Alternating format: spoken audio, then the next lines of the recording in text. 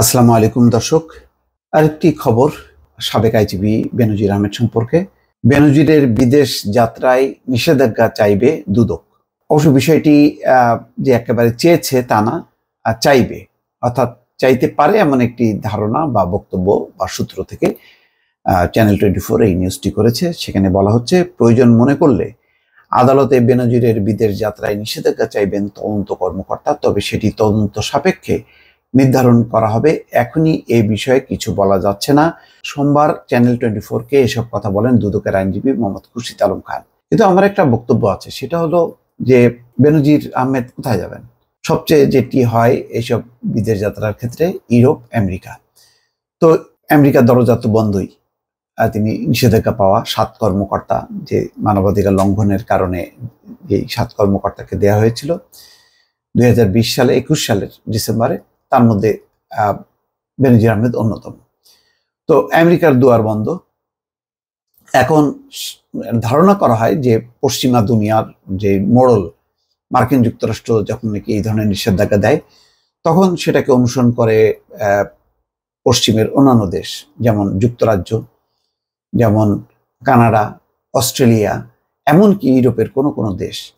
তো সেই ক্ষেত্রে বেনজির আহমেদ তিনি পশ্চিমা দুনিয়ার কোনো ভিসা পাবেন কিনা সেটা খুব অনিশ্চিত। যদি সেই দুয়ার বন্ধ হয়ে যায়, তাহলে এশিয়ার বিভিন্ন দেশে তিনি যেতে পারেন।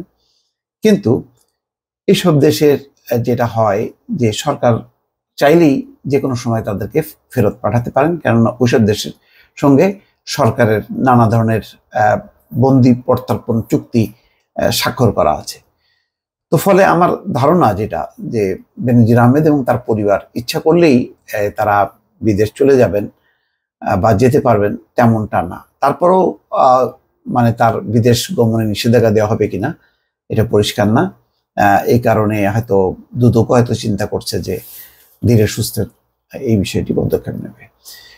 খুরশিদ আলম খান বলছেন যে বেনজির আহমেদের বিরুদ্ধে অনুসন্ধান চলমান, অনুসন্ধান শেষ হলে সবকিছু বিশদভাবে বলা যাবে। এর আগে গতকাল 26শে মে বেনজির আহমেদ তার স্ত্রী জিসান মির্জা, বড় মেয়ে ফারহিন রিশতা বিনতে বেনজির এবং ছোট মেয়ে তাহসিন রাইসা বিনতে বেনজিরের নামে বিভিন্ন সম্পত্তির দলিল, ঢাকায় ফ্ল্যাট ও কোম্পানির আংশিক শেয়ার সহ 119টি স্থাবর ও অস্থাবর সম্পত্তি ক্রয়ের নির্দেশ দিয়েছেন আদালত।